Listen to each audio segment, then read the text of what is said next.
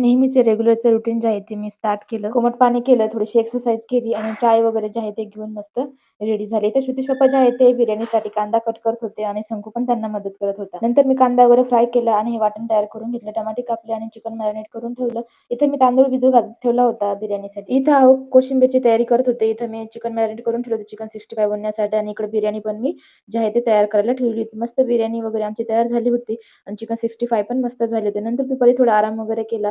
थोडं बेड वगैरे आवरलं आणि म्हटलं चला थोडीशी स्टडी पण करूया. तर हा जो टेडी आहे हा शंकूच्या आत्तूने दिलेला आहे शंकूच्या बर्थडेला. त्याचा बर्थडे सेलिब्रेशन मी तुमच्यासोबत शेअर केलं नाही, पण नंतर जे आहे ते मी त्याचा व्हिडिओ नक्की तयार करेन. सेमिस्टर 2 ची पण जी आहे ती थोडीशी तयारी करावं म्हटलं. त्यानंतर थोडा स्टडी वगैरे केला आणि म्हटलं चल थोडं बाहेर जाऊन येऊया.